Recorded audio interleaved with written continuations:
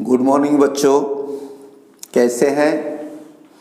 पढ़ाई लिखाई मस्ती में। चलिए, पिछले क्लास में हम डिटरमाइन किए थे कि स्टैंडर्ड हाइड्रोजन इलेक्ट्रोड का पोटेंशियल कैसे डिटरमाइन करेंगे, और इसके लिए हमने एक सर्किट को बनाकर आपको बताया था कि कैसे हम बनाएंगे, कैसे हम डिटरमाइन करेंगे। और वहाँ पर हम आपको बताए थे कि standard electrode potential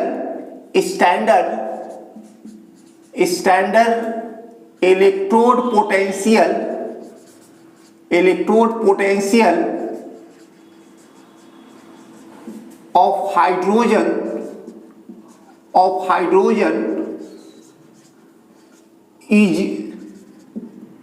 0 volt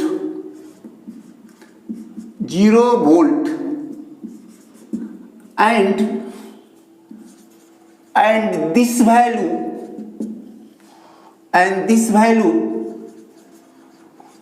in case of reduction as well as oxidation। और इसको हमने E0 H2 plus is equal to 0 volt and E0 H plus to H2 is equal to 0.0 volt। और for this properties hydrogen electrode is said to be SHE। और बाकी जो भी species है, उस बाकी स्पेसीज का जब भी हम लोग स्टैंडर्ड इलेक्ट्रोड पोटेंशियल अगर हम डिटरमाइन करेंगे तो हाइड्रोजन इलेक्ट्रोड के रिस्पेक्ट में डिटरमाइन करेंगे। ठीक है, इसमें कोई डाउट नहीं, ये हमने पिछले क्लास में बोला था। और लास्ट में एक बार और बता दिए थे कि E0 OP जो है, E0 OP is equal to minus E0 RP और E0 RP is equal to minus E0 OP। यहां तक हम आपको इसकी चर्चा किए थे। अब हम आगे चलें with the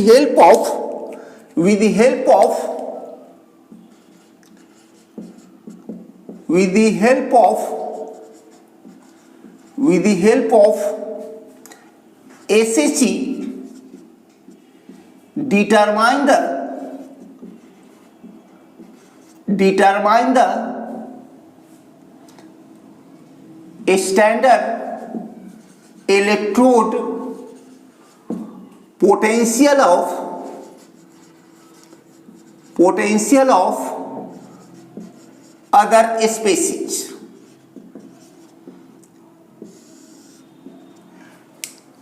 एक बात आपको बताना हम फिर से जरूरत समझते हैं कि according to IUPAC convention,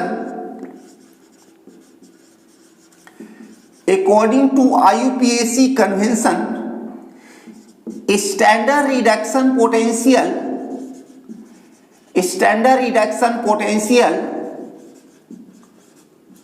is said to be standard electrode potential।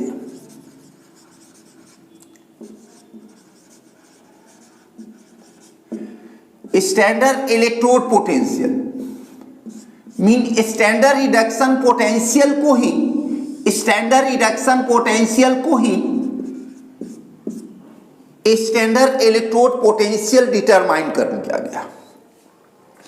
अब चले हेडिंग दे हम लोग determination of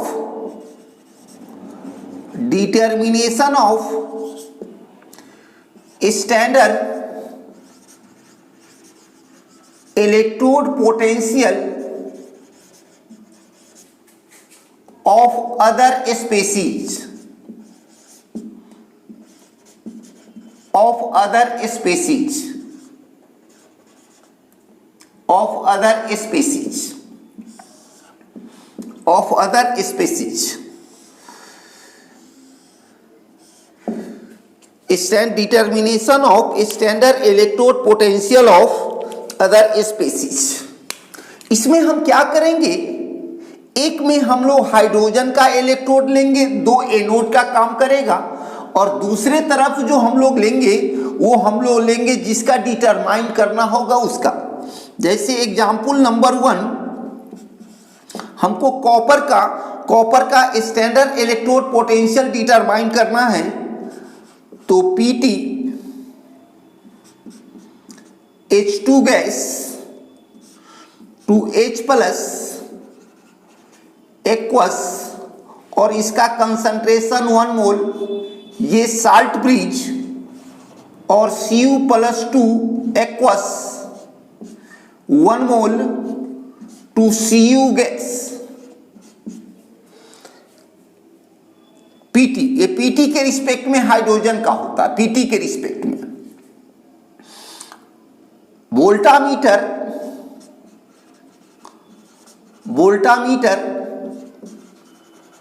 shows that E0 value of Cu+2 to Cu is 0.34 volt. 34 volt.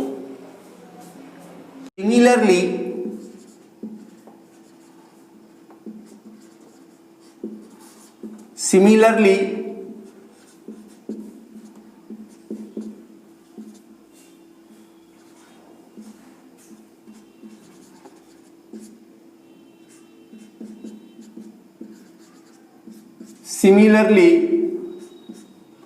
Pt hydrogen के रिस्पेक्ट में जिंक का हम लोग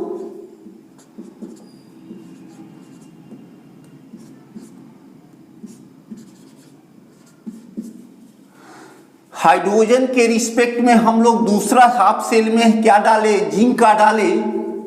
in this condition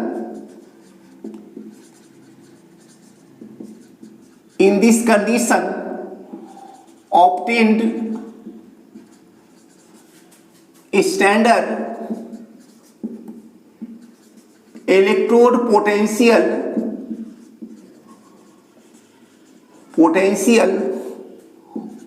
of zinc is -0.6 volt. तो हमने फर्स्ट केस में देखा कि वोल्टामीटर मेजर कर रहा है 0.34 कॉपर के केस में माने पॉजिटिव, और सेकेंड के केस में जिंक के केस में हम जब देखते हैं तो वहां पर कौन सा वैल्यू आया, -0.76। ये बताता है कि हाइड्रोजन के रिस्पेक्ट में एक वैल्यू पॉजिटिव शो किया और दूसरा हाइड्रोजन के रिस्पेक्ट में कौन सा शो किया, निगेटिव। तो चले नोट का पहला point, A negative E0 value indicate that redox couple, जैसे यहां पर हम redox couple के रिस्पेक्ट में ले लिए कॉपर आयन टू कॉपर नहीं, एक zinc ion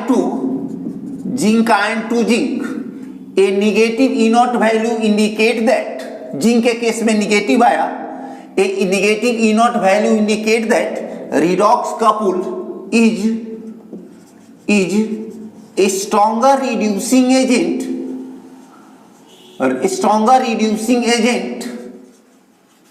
than hydrogen couple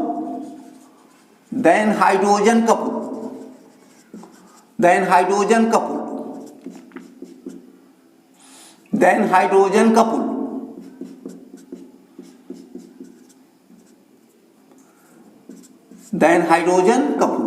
और सेकेंड केस में a positive E not value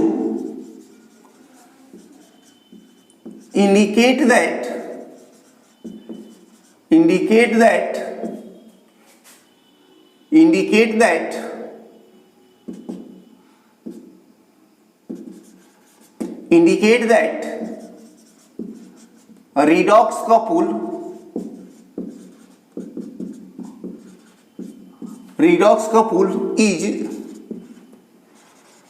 is weaker reducing agent than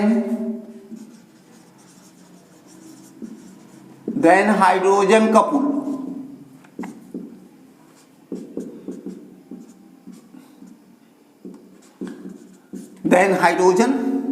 तो पॉजिटिव और निगेटिव वैल्यू हम लोग ये देख लिए, और इसी पॉजिटिव और निगेटिव वैल्यू के आधार पर स्पेसीज का एक टेबल बनाया गया और उस टेबल को हम लोग बोलते क्या है, इलेक्ट्रोकेमिकल सीरीज। उसको हम लोग बोलते हैं electrochemical series.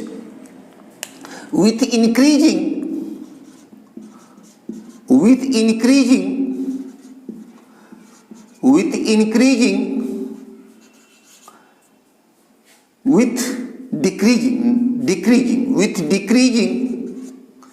decreasing standard electrode potential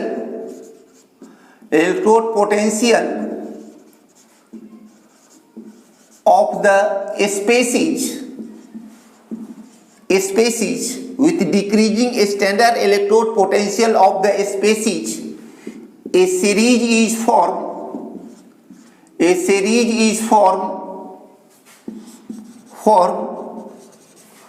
which is known as electrochemical series।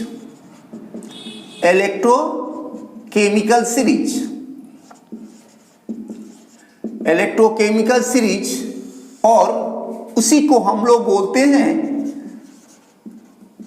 Activity series.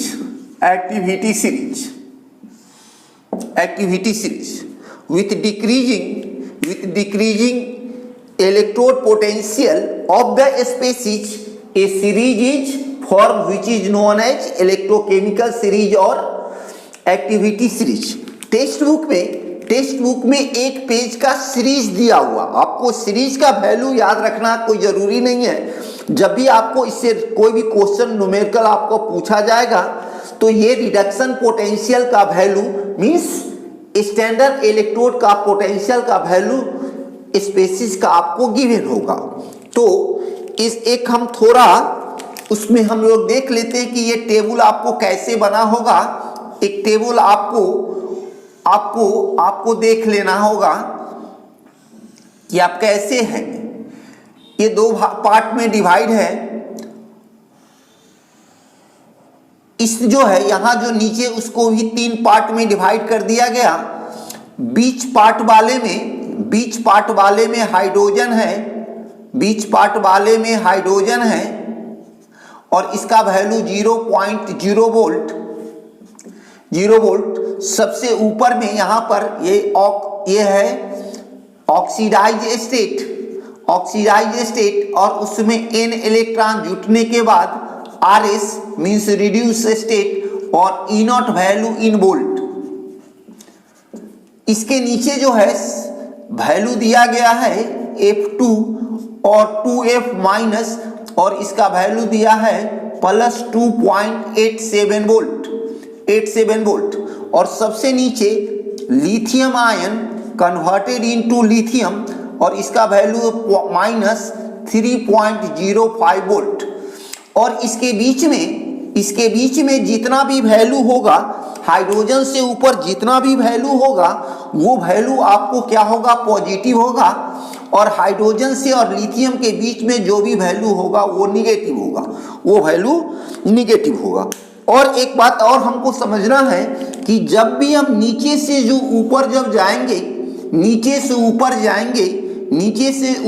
जाएंगे तो इंक्रीजिंग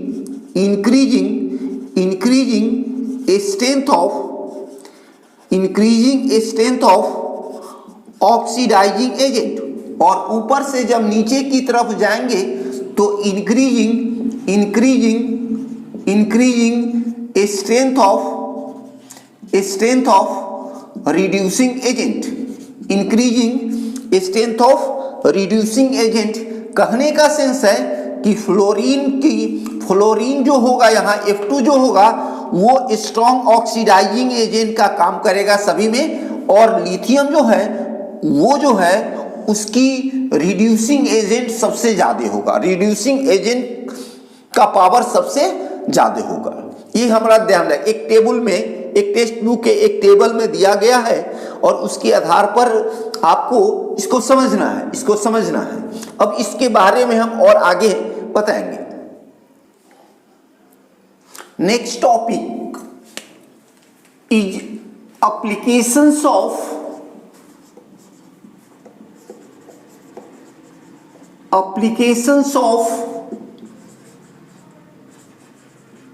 electrochemical series।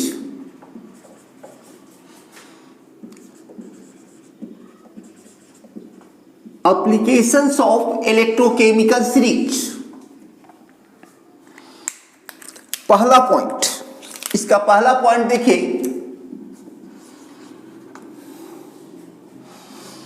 पहला point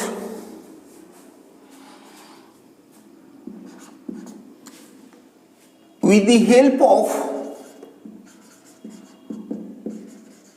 help of standard electrode potential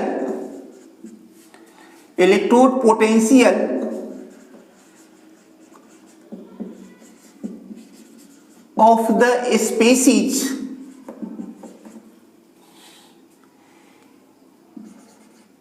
in half cell calculate the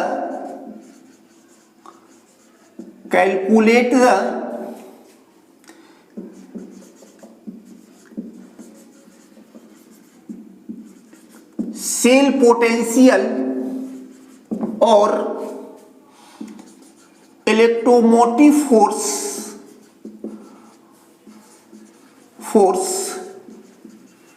EMF of the cell,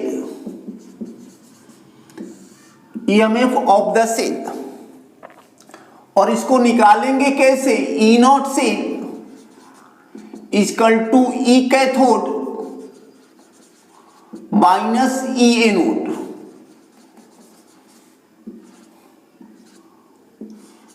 और cathode पर क्या होगा? Reduction. तो reduction potential standard reduction potential, और दूसरे साइड में एनोड है। तो हमने बताया था कि स्टैंडर्ड फॉर रिडक्शन पोटेंशियल है, तो इसका भी हमको क्या लेना होगा? Standard reduction potential at anode. Reduction potential at anode. तो standard reduction potential at cathode और standard reduction potential at anode के आधार पर हम लोग ई नॉट सेल को कैलकुलेट कर सकते हैं। और ये जो वैल्यू जो है वो आपके टेक्स्ट बुक में वो जो टेबल बताए इलेक्ट्रोकेमिकल सीरीज का टेबल, वहां पर ये दिया हुआ है, इसको सर्च कर सकते हैं। ठीक है। और एक बात और है कि लास्ट के 10 पेज में और सारे भी अगर स्पेसीज का स्टैंडर्ड रिडक्शन पोटेंशियल देखना चाहते हैं, अगर नहीं मिले सवाल बनाने में, तो लास्ट से आप उसको सर्च करके आप डिटरमाइन कर सकते हैं। समझ में आ गया? अब अगर यहां 2 केसेस और आता है। अगर if E not cell equal to positive, E not cell equal to positive, then reaction is reaction is feasible or spontaneous. If E naught cell is equal to positive, then reaction is feasible or spontaneous. E naught cell equal to negative, then reaction is non-spontaneous. E naught cell equal to 0, then reaction is in equilibrium state.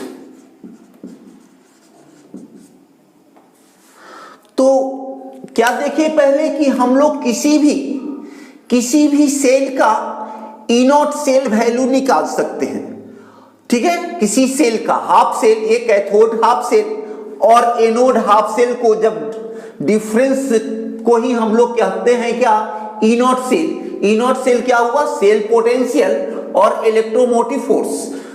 और अगर ये electromotive force अगर positive है means reaction feasible है, और E not cell अगर negative है then reaction is non spontaneous, और नॉन स्पॉन्टेनियस को ही हम लोग क्या बोलते हैं, नॉन फिजिबल। इसी को हम लोग नॉन फिजिबल भी बोलते हैं।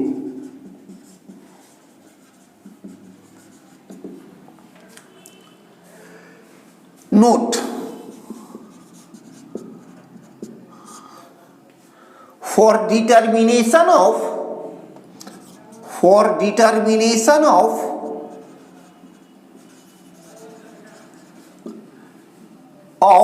E naught cell stoichiometry coefficient of redox reaction is not used because it simply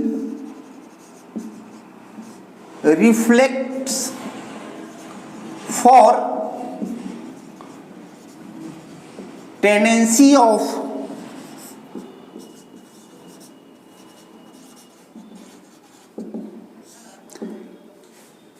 तो for determination of E not cell stoichiometric coefficient of reaction redox reaction is not used because it simply reflect for tendency of reduction. अब हम इसके आधार पर कुछ दोनों से related, इस दोनों एप्लीकेशन से रिलेटेड कुछ क्वेश्चन बनाएंगे। तो आप देखिए, तो सामने में दो क्वेश्चन है, ये दोनों टेक्स्ट बुक का एक्सरसाइज का क्वेश्चन है। पहला क्वेश्चन में क्या है कि calculate the standard cell potential of galvanic cell in which the following reaction take place. दो रिएक्शन है।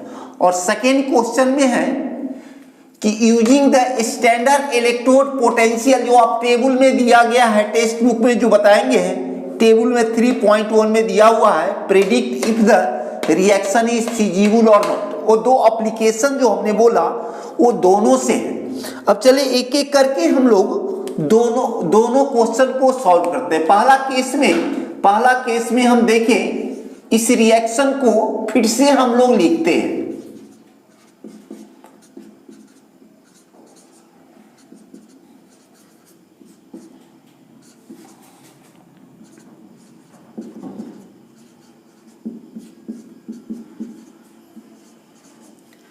तो हम देखें पहले हम इसका रिडक्शन किसका हुआ और ऑक्सीडेशन किसका हुआ ये हम निकालते हैं। अब देखिए ये Cr ये 0 और ये 0 से हो गया +3 मींस ऑक्सीडेशन। और ये क्या है Cd+2 और +2 से Cd माने gain of electron means reduction.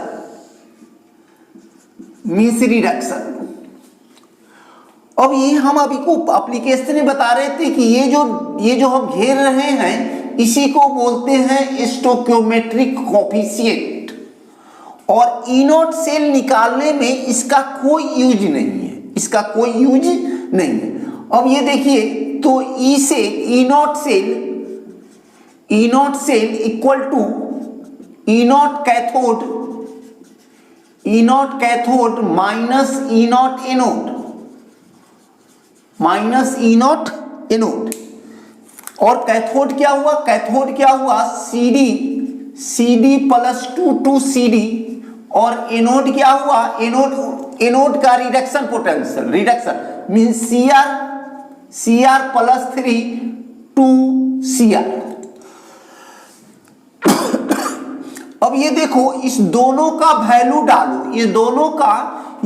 दोनों का वैल्यू जब डालोगे, ये दोनों का वैल्यू आपके टेक्स्ट बुक में दिया गया। पहला CD प्लस 2 CD का जो वैल्यू ये दिया गया है माइनस 0.40 वोल्ट, और Cr प्लस 3 से जो Cr का जो वैल्यू दिया गया है उसमें हम देखते हैं Cr प्लस 3 से Cr का जो वैल्यू दिया गया है माइनस 0.74। ये दोनों का वैल्यू ये दिया गया है। अब इस दोनों को वैल्यू से अब इसको सॉल्व करो, तो यहां पर कौन सा साइन है, माइनस।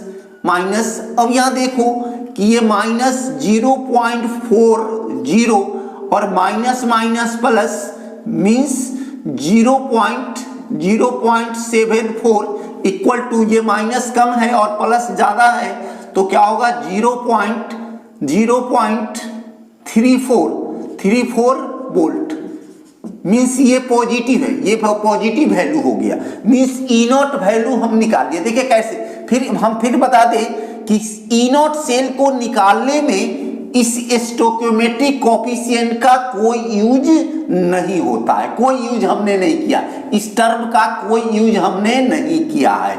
सिर्फ हमको मतलब है इससे ये हुआ रिडक्शन करके चला गया CD में, और ये ऑक्सीडेशन है, लेकिन हमको रिडक्शन पोटेंशियल लिखना, इसलिए बैक ही जाना, back Cr plus 3 to Cr। ये वैल्यू देखकर हमारा ये value E not standard cell potential हमारा फर्स्ट केस का निकल गया।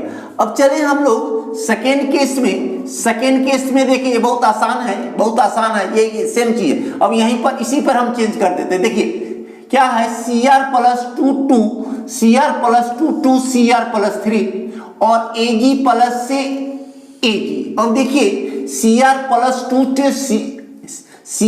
Ap प्लस 2 Ap प्लस 3 जो गया वो हो गया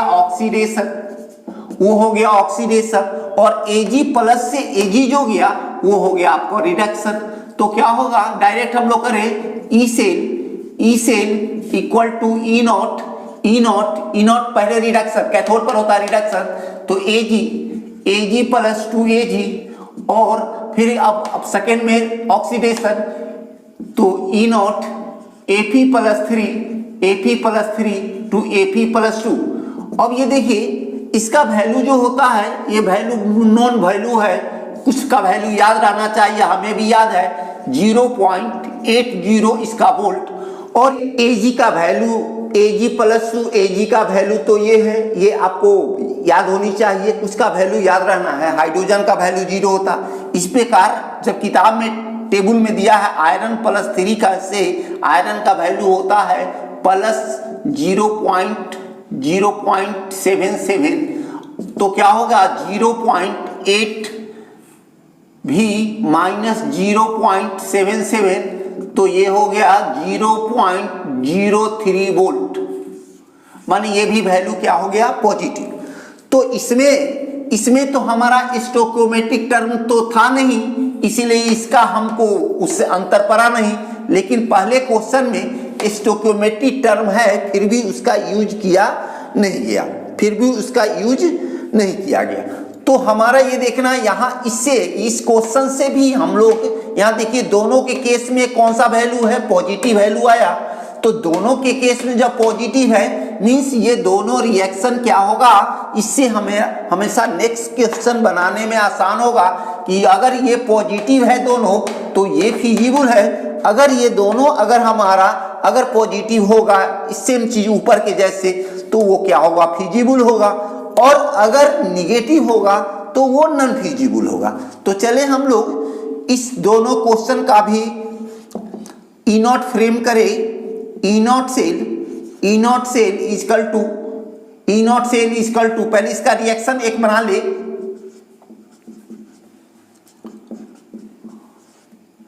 आयरन जब भी होगा वो +2 स्टेट में चेंज होगा और आयोडीन जो है वो I2 स्टेट में चेंज होगा। अब इसको बैलेंस कर दे, अब इसको बैलेंस कर दिया हमने तो आयरन +3 से आयरन +2 में जब गया रिडक्शन और आयोडीन जो है वो आयोडीन माइनस से 0 में गया तो इसका हो गया ऑक्सीडेशन। तो इसका हम ई नॉट सेल क्या होगा, इसका ई नॉट सेल क्या होगा, E naught Fe+32 Fe+2 minus E naught I2 2I minus ये हो गया। अब इसका वैल्यू, अब इस दोनों का वैल्यू हम लोग देख ले और दोनों के वैल्यू के आधार पर अगर हमारा जो वैल्यू निकलेगा उसके अगर ये वैल्यू अगर इफ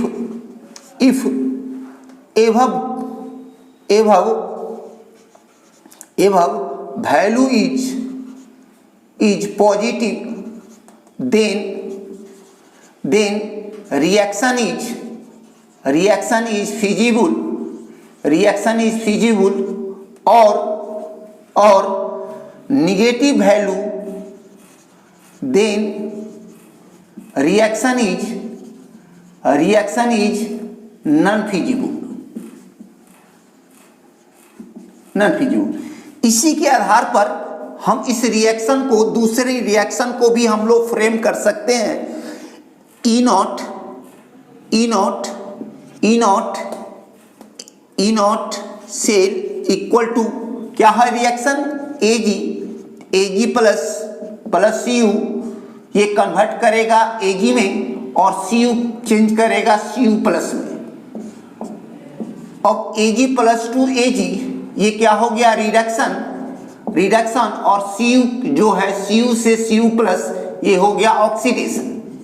अब यहाँ इस रिएक्शन के आधार पर यहाँ पर क्या होगा, ई नॉट पहले हम लोगों को देखना रिडक्शन, तो E naught Ag+2Ag minus E naught Cu plus 2Cu। अब इसका वैल्यू देखिए, इसका वैल्यू कितना हुआ 0.8 और इसका वैल्यू हम लोग क्या देखे थे थोड़ा देर पहले 0.34।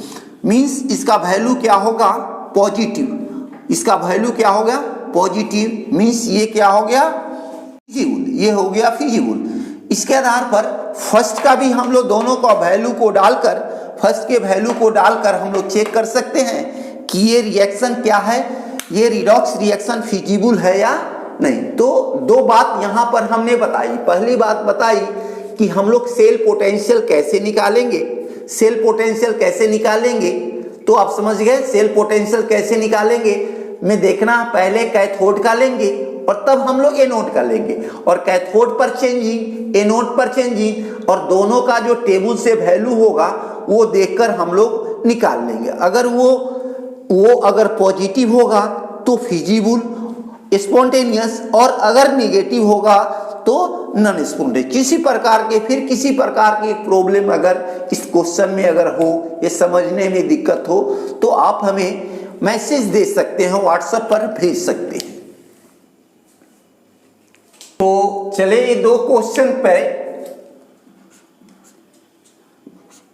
ये इलेक्ट्रोकेमिकल सीरीज पर बेस्ड है। पहला क्वेश्चन क्या है कि कुछ स्पीशीज का स्टैंडर्ड रिडक्शन पोटेंशियल माने स्टैंडर्ड इलेक्ट्रोड पोटेंशियल दिया हुआ है और आपको बताना है कि arrange these metals in their increasing order of reducing power. तो हम आपको इलेक्ट्रोकेमिकल सीरीज में जब बता रहे थे, टेबल बताए थे, तो आपको बताए थे कि ऊपर से जब हम नीचे जब जाते हैं तो increasing strength of reducing agent, मान ऊपर से जब नीचे की तरफ हम जब जाते हैं तो रिड्यूसिंग एजेंट का स्ट्रेंथ इंक्रीज करता है। मींस सबसे जो नीचे जो वैल्यू है निगेटिव है, मींस जिसका निगेटिव वैल्यू ई नॉट में निगेटिव वैल्यू जिसका ज्यादा होगा उसका रिड्यूसिंग पावर सबसे ज्यादा होगा। और इसी के बेसिस पर हमको अरेंज करना है। तो हमको देखना है कि इंक्रीजिंग ऑर्डर है, तो जब इंक्रीजिंग ऑर्डर है तो सबसे कम वैल्यू, माने कम वैल्यू इस सेंस में क्या है कि कम वैल्यू इस सेंस में है कि वो पॉजिटिव वैल्यू जो होगा उसका रिड्यूसिंग पावर सबसे कम होगा, और जितना ज्यादा होगा उसका रिड्यूसिंग, ज्यादा निगेटिव होगा उसका रिड्यूसिंग पावर सबसे ज्यादा होगा। तो सबसे पहले हम लोग देखें कि ये हमारा मरकरी है, ये मरकरी में दो पॉजिटिव का पहले केस है, दो पॉजिटिव का केस है और तीन नेगेटिव का केस है। तो सबसे पहले हमको पॉजिटिव है, तो सबसे रिड्यूसिंग पावर कम किसका होगा, जिसका पॉजिटिव वैल्यू ज्यादा। तो सबसे क्या होगा, मरकरी। सबसे कम जो रिड्यूसिंग पावर किसका होगा, मरकरी, क्योंकि इसका वैल्यू कितना है, नहीं नो 79 है, नहीं, पहले होगा एजी का 80 है और इसका है कि 0.7 है। तो सबसे कम जो है रिड्यूसिंग पावर किसका होगा, सबसे कम रिड्यूसिंग पावर एजी का, एजी प्लस 2 ठीक है। अब उसके बाद देखना है निगेटिव में सबसे कम किसका है, तो निगेटिव में सबसे कम किसका है, क्रोमियम का, क्रोमियम प्लस 3 टू क्रोमियम, ये माइनस में, तो कितना, उसके बाद क्या होगा, chromium Cr plus 3 to Cr, और तब क्या होगा, अब इस बचा दो बचा, यहां है इसका वैल्यू क्या है -2.37 और इसका वैल्यू कितना है, तो रिड्यूसिंग पावर कम किसका होगा, मैग्नीशियम का, और सबसे ज्यादा किसका होगा, पोटेशियम का। तो क्या है Mg प्लस 2 mg और सबसे लास्ट में होगा K प्लस 2K। फिर इसके वैल्यू के आधार पर अभी आप देखते इसका वैल्यू इसमें डाल दीजिए 0.8 वोल्ट, इसका वैल्यू हुआ 0.79 वोल्ट, पॉजिटिव है दोनों। उसके बाद क्या है, क्रोमियम का -0.74 वोल्ट, अब इसका मैग्नीशियम का -2.37 वोल्ट और पोटेशियम का -2.93 वोल्ट। तो इसके आधार पर यहाँ क्या लगता है कि ये निगेटिव का वैल्यू इंक्रीज कर रहा है, निगेटिव स्टैंडर्ड रिडक्शन पोटेंशियल जो है ये क्या हो रहा है, ये डिक्रीज कर रहा है, निगेटिव में जा रहा है। मींस रिड्यूसिंग पावर क्या होगा, प्लस से माइनस में जाने पर इंक्रीज करता है। As we go from positive E not value to negative E not value, reducing power of species gradually increase. अगर यहीं पर अगर सवाल में चेंज कर देता कि ऑक्सीडाइजिंग पावर, तो ऑक्सीडाइजिंग पावर जब चेंज कर देता तो इसका वैल्यू हमारा क्या होगा, इसका जो है सिर्फ रिवर्स होता, इसका हम लोग सिर्फ रिवर्स हो जाता। तो ये सब इलेक्ट्रोकेमिकल सीरीज पर बेस्ड है। अब चले, एक बहुत अच्छा क्वेश्चन है कि क्वेश्चन कह रहा है क्या कि एक जिंक का हम पॉट लिए, जिंक का पॉट,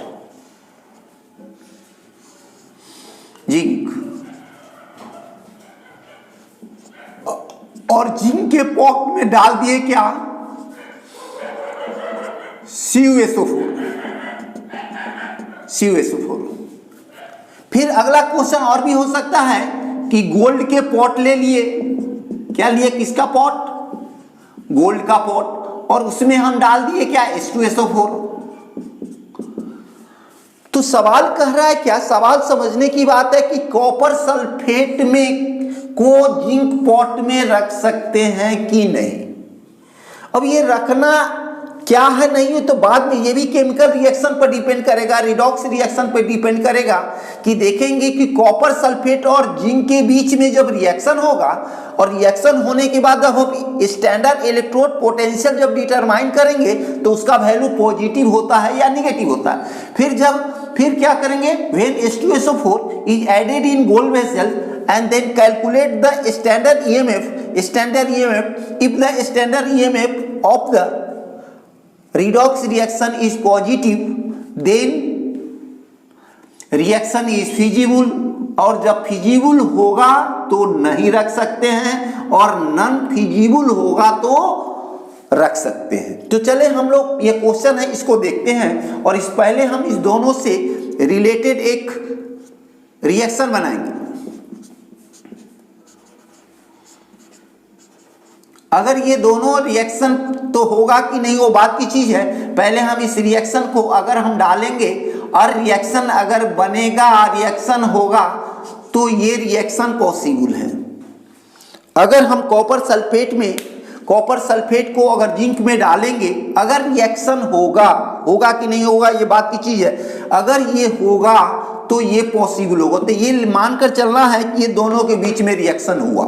अब रिएक्शन हुआ तो क्या बना कि copper sulphate changes into zinc sulphate और copper sulphate changes into zinc sulphate. अब कॉपर सल्फेट का कलर ब्लू है, कॉपर सल्फेट का कलर ब्लू और जिंक सल्फेट का कलर व्हाइट।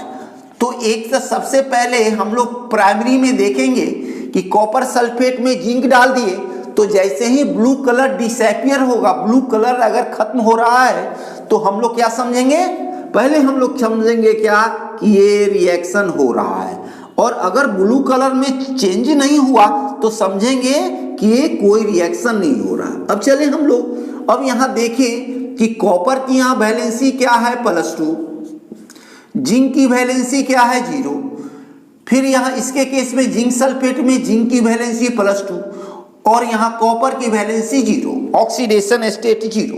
अब चेक करें कि किसका ऑक्सीडेशन हुआ और किसका रिडक्शन। तो कॉपर +2 चेंजेज इनटू 0 मींस ये क्या हुआ, रिडक्शन, ये हुआ रिडक्शन, और zinc converted into zinc ion तो क्या हो गया, वो ऑक्सीडेशन। तो कॉपर +2 चेंजेज इनटू कॉपर तो रिडक्शन और zinc converted into zinc ion. तो इस रिएक्शन का हम लोग रिएक्शन फ्रेम करें E0 सेल के रिस्पेक्ट में। तो E0 सेल इक्वल टू, पहले रिडक्शन का केस होगा, E0 Cu+2 to Cu, then क्या होगा, हम लोग ऑक्सीडेशन क्या करना है, रिडक्शन पोटेंशियल के टर्म में, तो उल्टा zinc plus two to zinc. अब देखिए ये हम आपको बताए भी यहाँ ऊपर के क्वेश्चंस में बताए हैं कि कॉपर +2 टू कॉपर का वैल्यू जो होता है 0.34 वोल्ट और जिंक आयन टू जिंक का वैल्यू जो है -0.76। और इसको हम जब सॉल्व करते हैं कि 0.34 plus 0.76 volt means 1.1 plus 1.1 volt means positive value of E0, positive value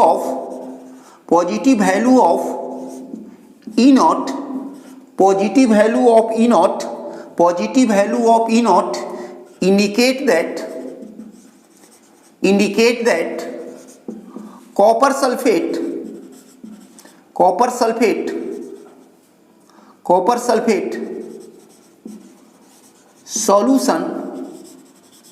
solution cannot stored in zinc vessel because copper sulfate combined with zinc, copper sulphate combined with zinc. तो अगर ये पॉजिटिव हुआ, अगर ये positive value हुआ means copper sulphate और zinc के बीच में रख देंगे, तो रख देंगे रिएक्शन होगा। तो कॉपर सल्फेट को रखने से फायदा क्या हुआ, हमको कॉपर सल्फेट को स्टोर करना था, तो स्टोर कर दिए और बाद में थोड़े दिनों के बाद देखेंगे कि ओ तो कॉपर सल्फेट तो बदल गया जिंक सल्फेट में, तो हमको काम तक स्टोर करना है कॉपर सल्फेट को, ना कि हमको जिंक सल्फेट को स्टोर करना है। इसीलिए कभी भी हम लोग जिंक के पॉट में कॉपर सल्फेट को हम लोग नहीं रख सकते। सेम कंडीशन में हम नेक्स्ट क्वेश्चन पर भी बहस करेंगे। सेम टाइप का कंडीशन हमको जनरेट करना होगा कि गोल्ड को हम लोग डाल देंगे H2SO4 और दोनों के बीच में एक रिएक्शन को फ्रेम आउट करना होगा। जैसे अगर सपोज दैट अगर हम गोल्ड के बीच में और H2SO4 के बीच में रिएक्शन फ्रेम करें तो गोल्ड की वैलेंसी जो होती है 3 होती है। तो अगर ये गोल्ड H2SO4 से रिएक्ट करता है तो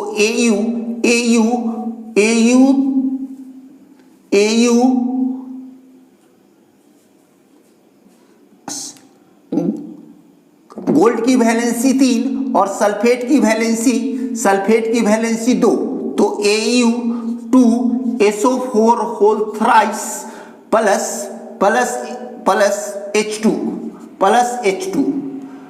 H2 ये हमारा रिएक्शन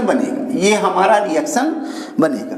अब इस आधार पर हमको इसकी वैलेंसी 0, हाइड्रोजन की वैलेंसी +1, गोल्ड की वैलेंसी +3, हाइड्रोजन की वैलेंसी 0, तो Au converted into Au plus means ये ऑक्सीडेशन और hydrogen H plus converted into 0 means reduction.